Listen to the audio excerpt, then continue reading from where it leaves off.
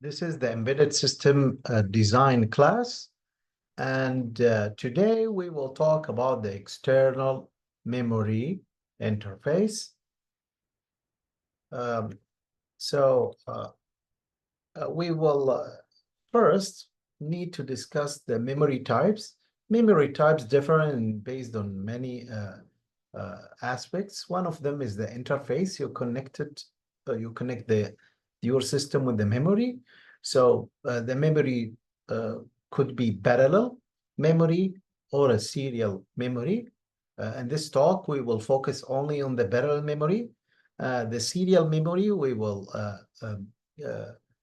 explain it as an example of using the serial peripheral interface, which is the SPI module for communication. When we reach to this lecture, it's called the SPI module. We will talk about the serial memory.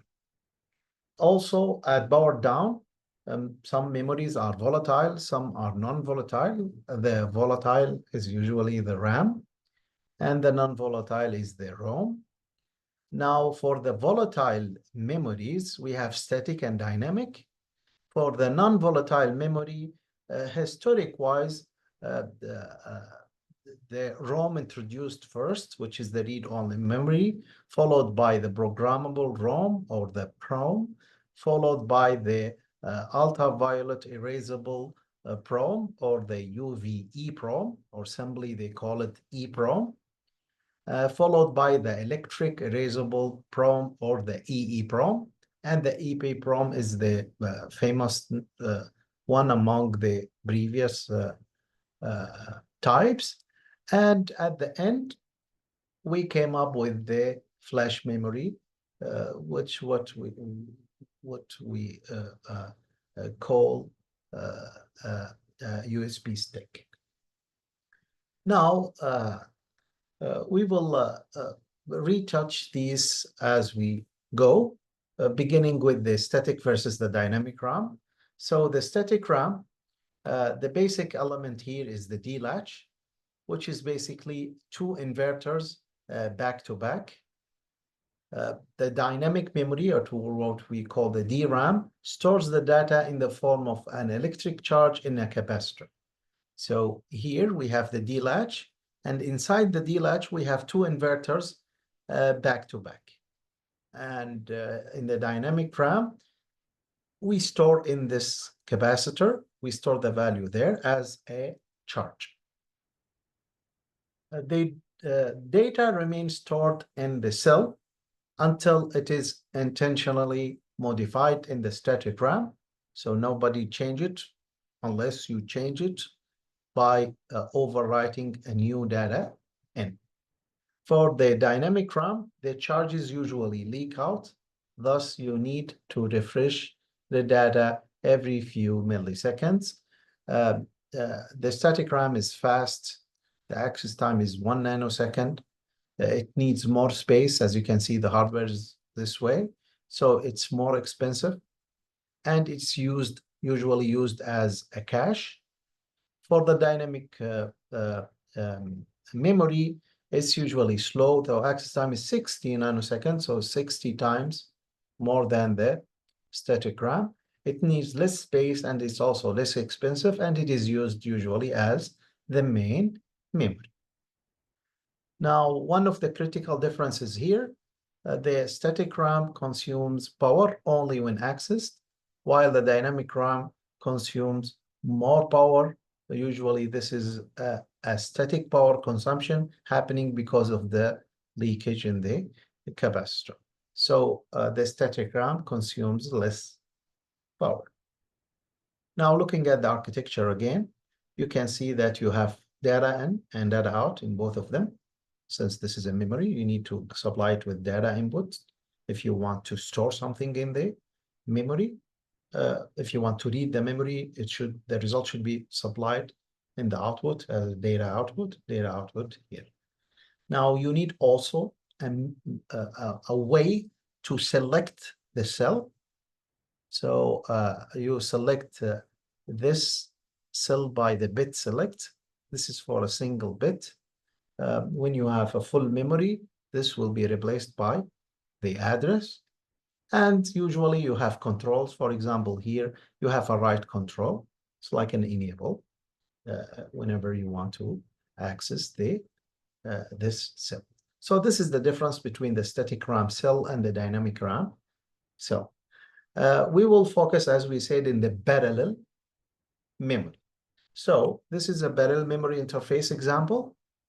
Of course, we only use this if the internal memory, the internal data memory, if the big 24 is not enough. So if the memory is not enough, we can have an external additional memory.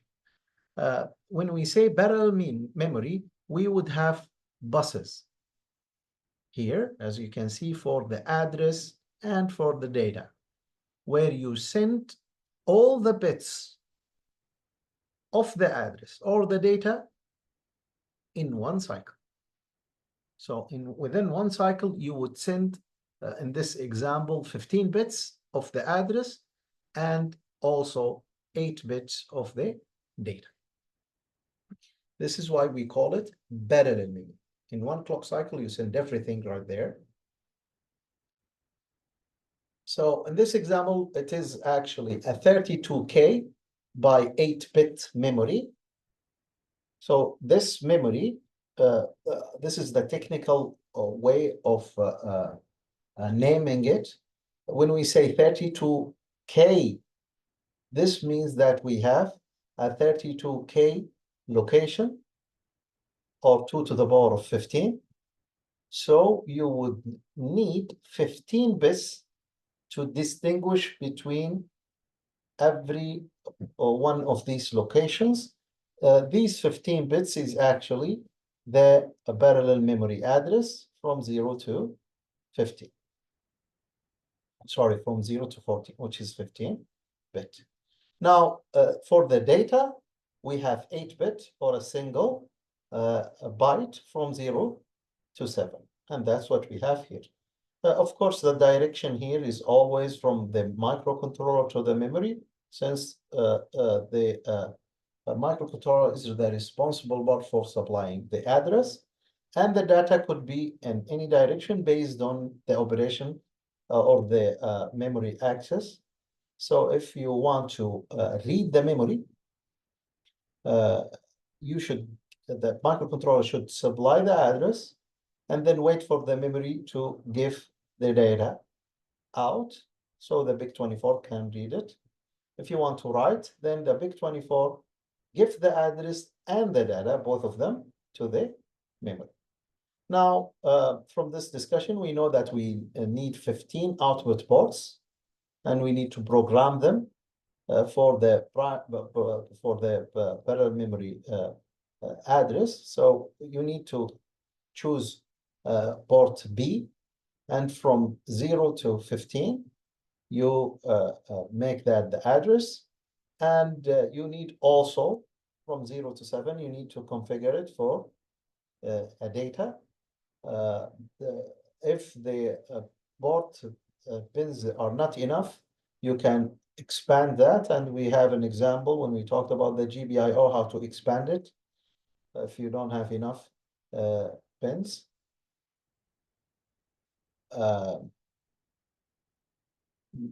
You have also the parallel memory chip select, the parallel memory read, and the parallel memory write. These are control bits for the chip select, the read, and the write control respectively.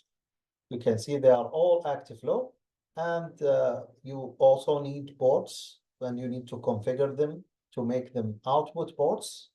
Notice that for the address, for all the controls, there should be output, so their trace should be equal to 0. And for the data, it depends on the operation. Now, the chip select is obviously will be connected to its appropriate pin in the memory. You can see for the write, it's connected to the write. For the read, it's connected sometimes in the memory, they call it the output enable. So when you activate the output enable, it means the output will be available from the memory in this direction, moving to the PIC24. We also have the chip select. Sometimes they call it chip enable, depends on different memories.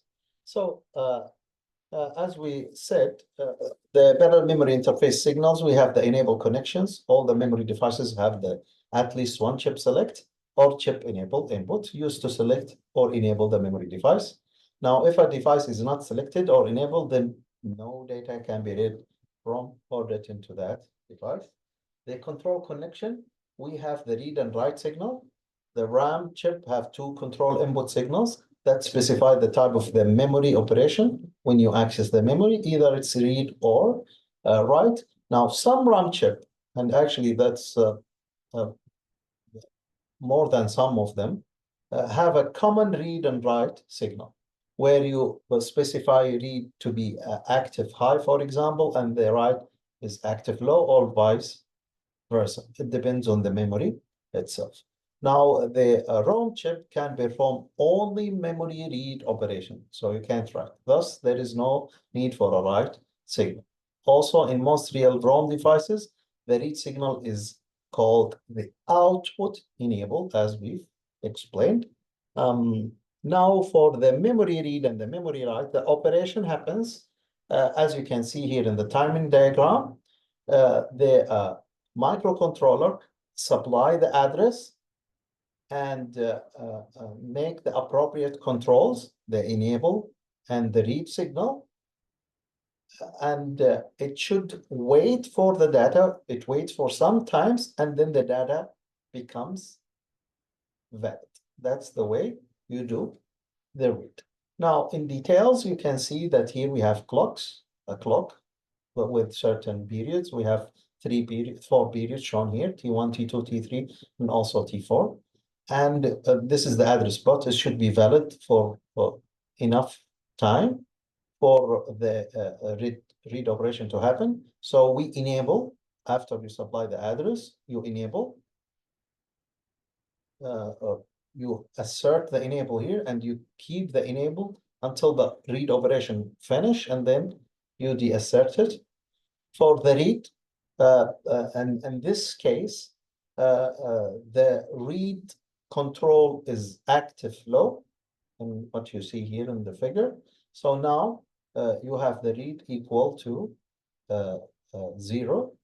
This is the read control.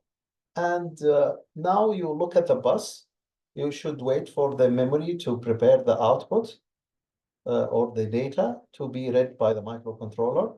It would be invalid data at certain amount of time, because some of bits, remember, this is parallel connection. So some of the bits might appear before the other bits. You should wait for that time until at a certain point, the valid data will be available. And what we've discussed, you see it here in these steps. In step number 1, the processor loads the address bus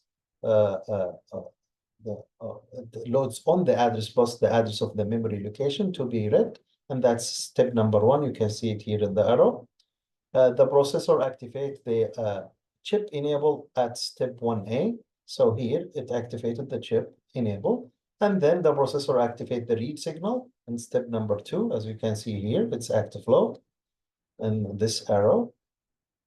And in response, the selected memory device load on the data bus the content of the memory location specified by the address bus. That's in step 3. So in step 3, it loads the valid data. Actually, it starts loading the data earlier than that, but some of them will appear more earlier than other bits. So at this point here, you know that it is valid. And that's why for every memory, you have its data, its timing diagram with it. On step number 4, the processor reads the data from the data bus and the reset, and reset also the read signal in step 4. So you choose to read at this location and deassert the read control. Now for the write, you can compare the read with the write here.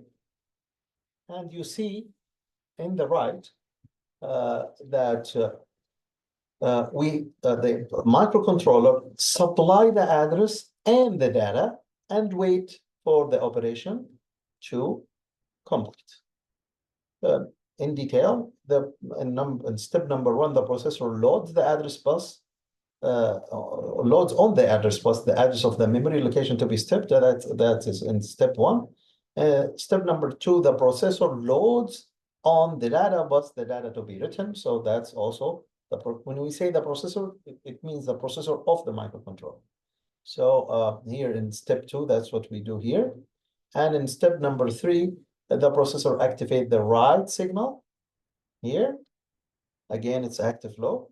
It's different than the read. The read signal and the write signal, they are not multiplexed for the same pin. They are separate.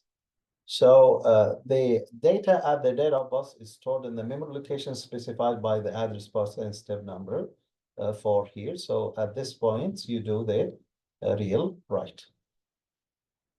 Now, as an example, all this discussion in general, whatever the memory or the external barrel memory you are going to use. Now, we will specify one of them. We choose this barrel memory. It's CY7CE199CN. The bin diagram for it, as you can see, it's 28 DIP chip, starting from bin number 1 to bin 28, which is the same amount of or the same number of pins as the microcontroller of PIC24. Here we have AX, so we have the A's for the address. We have the input and the output as IOs, so we have IO0 all the way to IO7, as you can see here. And we have certain controls, obviously. So one of the control is the chip enable. This is active low. This is CE bar, and you can see it here. We have also the output enable. We use it for when we do a read operation, also active flow. You can see it here. And we have the write enable, which is also active flow, and you can see it right there. The rest are address and IO. Also, we would need a voltage supply. So we need a 5 volt in the VCC and 0 volt or ground in the VSS, as you can see. They are here and there. This is the bin diagram.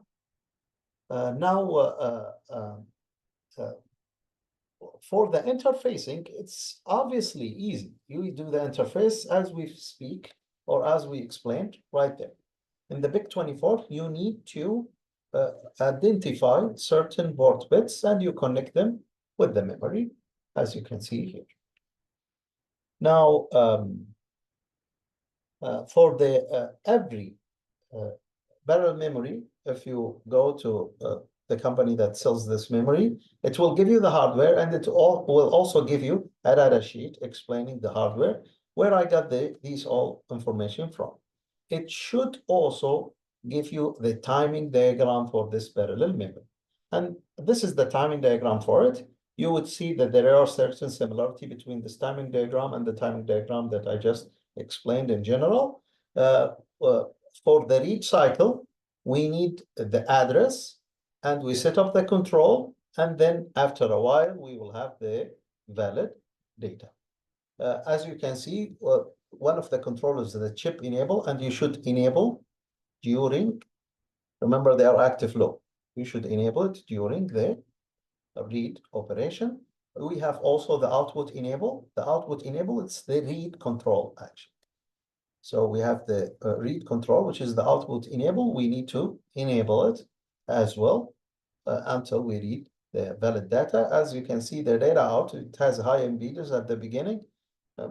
And then we will have invalid data right there. We will have the valid data after that.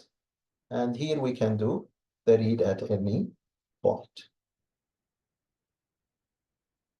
Also, we need to make sure that the voltage supply is okay. We have so many timings, as you can see here. And in the data sheet, they specify each one of them, what is the minimum acceptable, what is the maximum value, and many tabulated information in the data sheet. The three most critical timings are the TRC, which is the read cycle time. We have the TACE and the TDOE. The TRC is the read cycle time. The TACE, this is the chip enabled to data valid time. And we have the TDOE, the output enabled to data valid time. So the TRC starts from the beginning of the cycle to the end of the cycle, and the beginning and the end is associated with the chip enable, from the start of the chip enable to the end of the chip enable. For the ACE, it starts also from the chip enable, but it finish when the first data valid appear. For the TDOE, it starts from the output enable control, from the beginning of the output enable control to the beginning of the data fed. Now, if you look in general, you would see if you see that if you assume that this time is 100%, the cycle time, then this time is half that time, and this one is about quarter this time. Now, when you see also the data sheet, you would have some measurements in nanoseconds for the time. The TRC is actually a minimum value that you cannot get lower than that. So there will be a minimum value for the TRC. For the TAC and the TDOE, there will be a maximum value. So there will be a maximum value that you cannot exceed. Because if you exceed anything for the TAC or the TDOE, you will actually exceed this limit for this upper bound of these two timings, and then you will squeeze the data valid window, which is not acceptable. Now, let's look at the write cycle. For the write cycle, again, in general, we have the address, we have the controls for the write, and then the write operation happens. So the microcontroller supplies both the address and also the data. And then at a certain point, the write happens. For the timing diagram of the write cycle, you can see we have the chip enable again. And we also have the write enable. That's the control for the write. The output enable, we are not going to use it for the write. It's just shown in the timing diagram to specify other timing requirements, but we are not going to focus on them. And also the microcontroller for the write operation supplies the data, and it has its own timing, the specification, as you can see here. All the controls are active low, as we mentioned before. Now we have 4 times that we need to worry about. The first one is the write cycle. And you could say that the write cycle, it actually begins from the address, from supplying the address all the way to the end of supplying the address. You could also assume that it is from the beginning of the chip enable to the end of the chip enable, similar to the read cycle. You can assume that as well for simplicity. We have the TSCE, which is from chip enable to write end. So from the name, you know, it starts from the chip enable until the write finish. We have the TBWE, which is this time, and that's the write enable pulse width from asserting the write until deasserting the write. You have the TAW, the address setup to write end. Also, the name suggests that it says it's actually from the start of the address until you finish the write. Now, we will simplify these timings when we look at the example in the coming few slides. Now, what happens if you didn't satisfy some of these timings? So to understand this, know that for this parallel memory that we specified, we can do the read and write operation with or without additional states. So if the timings are fine, we are not going to need any additional states. And this is in this case here. We do the timing for the read. This is, as you can see, we have the address and then the data will come after that. So this is for the read. And then this one here is for the write. And in here, we give the address, or the microcontroller give the address and the data, and then the operation will complete. You can see here from the read signal, the read is activated here for this cycle. This is why we know it's a read. And for this one, the write is activated right there. And you can see if the read is activated toward the end of the cycle, because we know that we will give the address and we need to wait.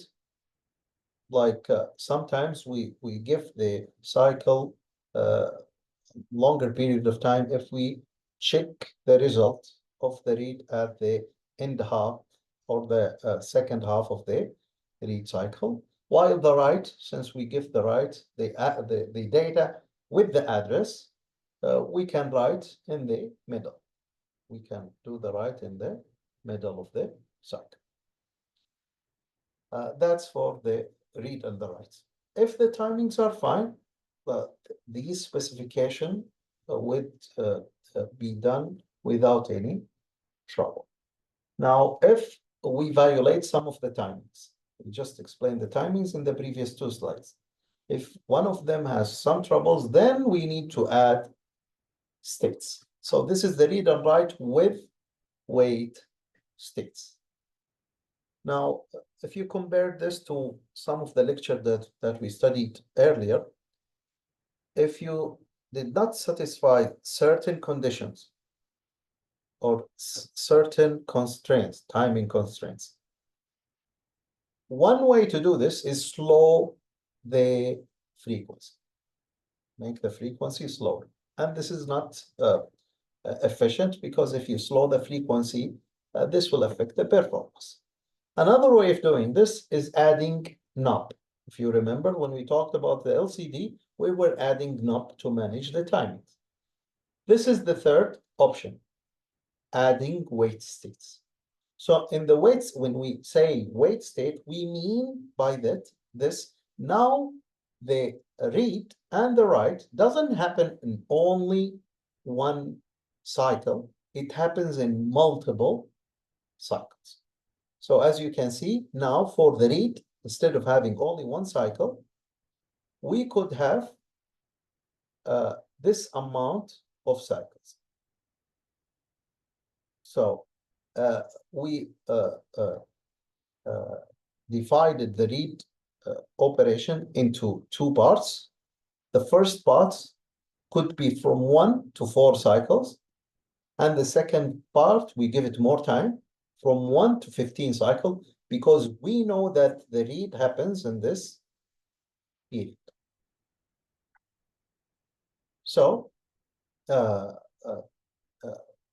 that's for the read. For the write, we divided the read, the write time into 3 parts.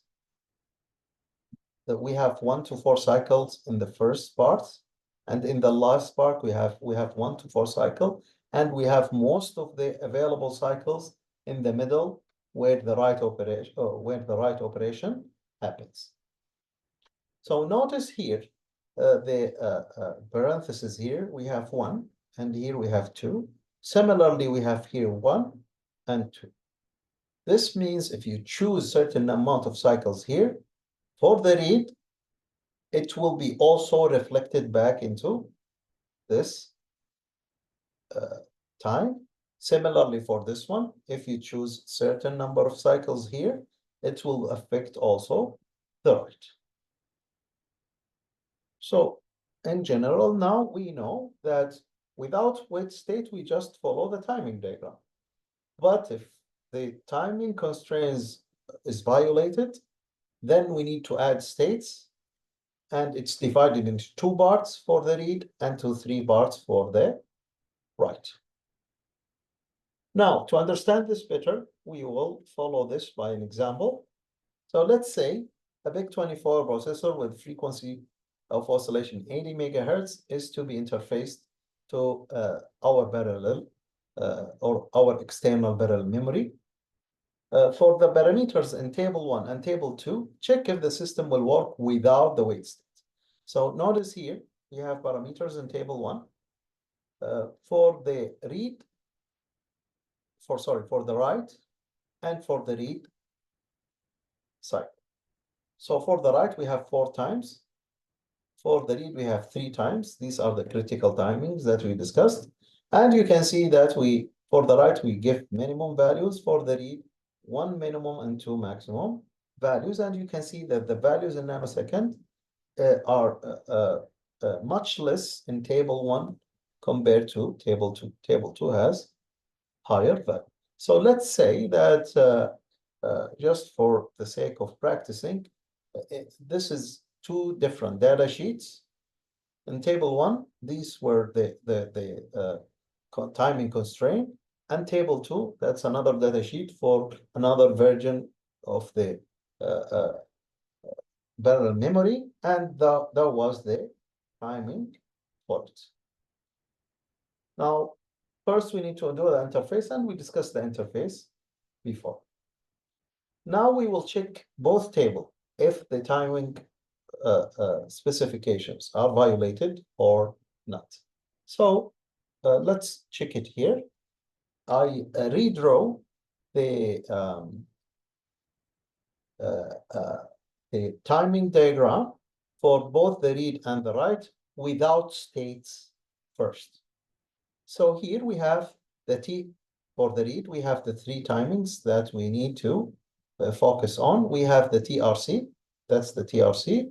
We have the TDOE, and this time doesn't affect it, it's almost 0 because of the definition of the TDOE. You can go back here. And we know that the TDOE start from the output enable, finish when the data is valid. And that's what we have here. Starts from the output enable or the read control and finishes when the data is available. So the start and the end is almost the same. So it's very small. We are not going to give it attention. The TRC is the whole cycle, and the TACE is actually half the cycle. These are the definition for the timing, the read timing. One of them is a minimum value, and here we have a maximum value. For the write, we have 4 times.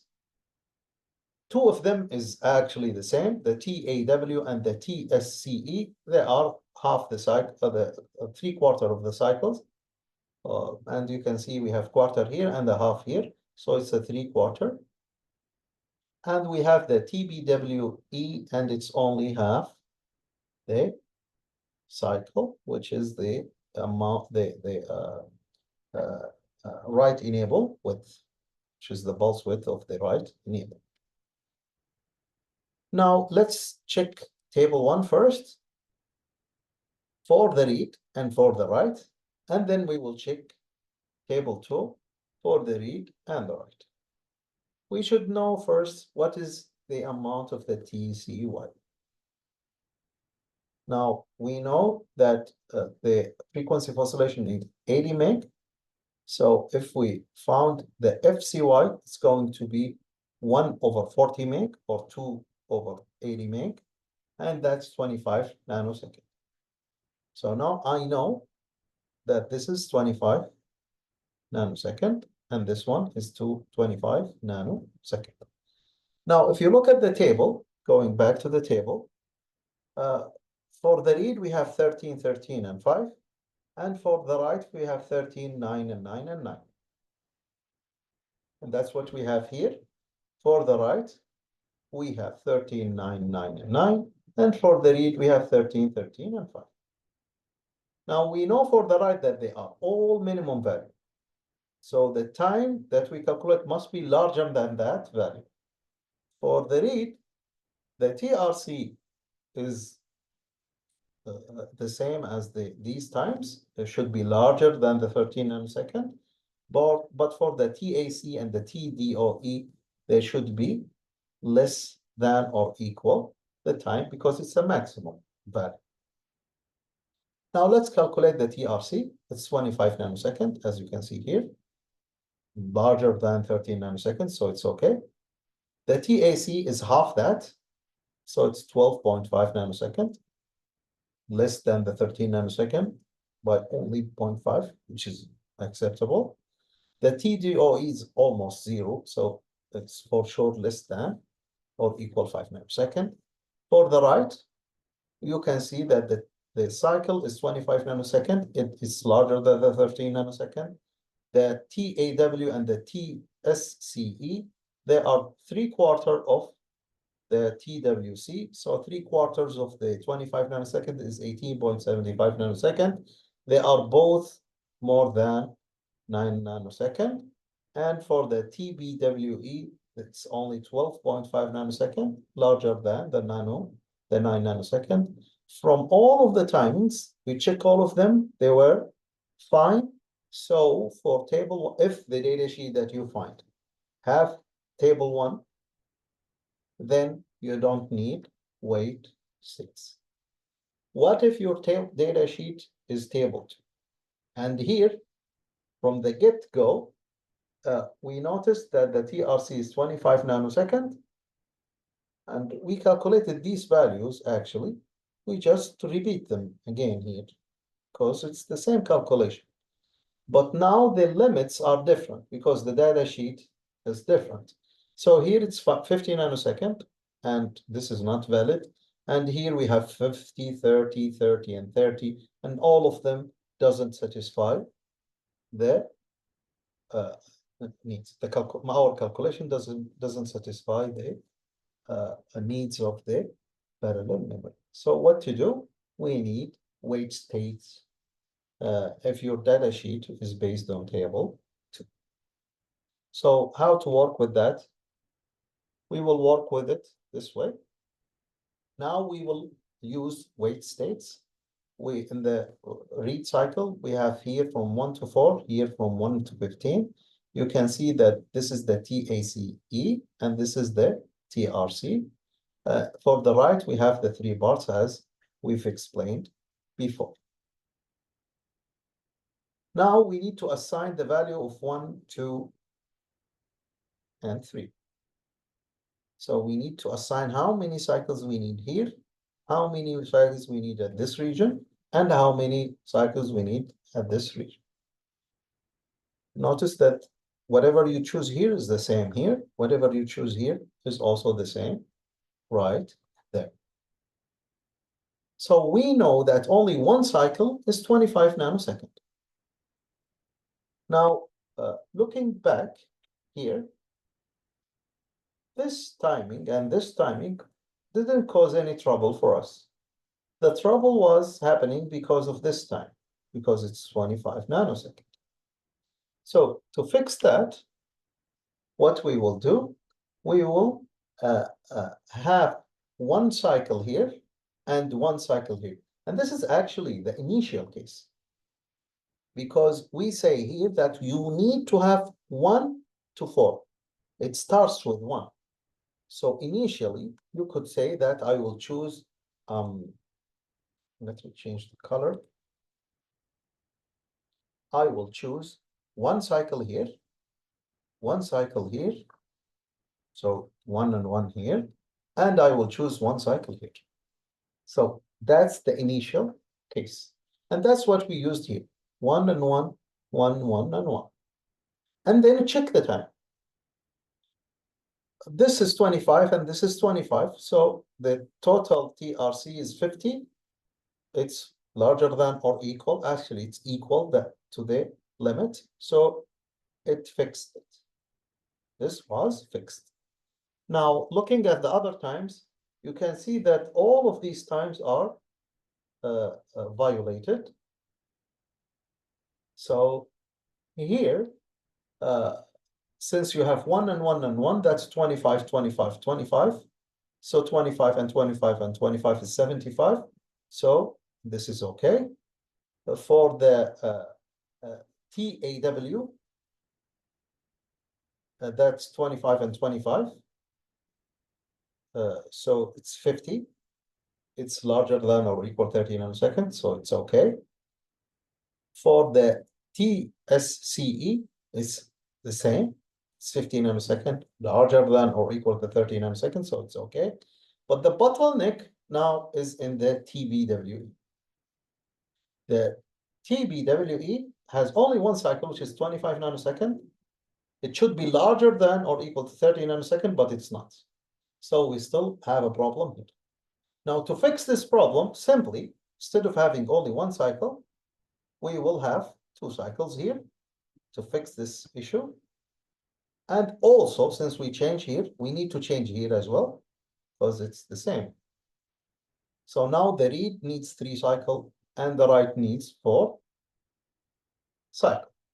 And this change is what we did in the next table. You can see the differences. Now we make this 2 and we make this 2.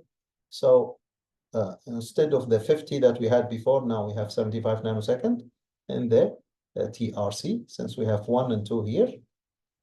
And here we have 1, 2, and 1. And now all the times are increased by 25. So instead of 75, we have 100. Instead of 50, we have 75 here and here. And instead of the 25 that was violating in the previous try, now we would have 50 nanosecond, and it actually fixes the time. So that's the way we added the waiting state. At this point, we finished the discussion of the external parallel memory. We saw how to actually interface it with an external memory. In case of the parallel memory, we worked out the timing specification as well. Now, again, just to remind you, we need to discuss more modules in the BIC24 so we understand the whole microcontroller. We need to discuss now the communication modules, including the UART and the SPI. And after that, we will discuss the analog to digital converter module. Now, for the parallel, for the external memory in general. Today, we discussed the parallel memory. When we talk about the SPI, we will revisit the external memory to show you how to interface the external serial memory. Now, next time, we will start with the UART module. After that, we will talk about the SPI module. These are 2 serial communication modules, followed by the analog to digital conversion. And I will talk to you next time.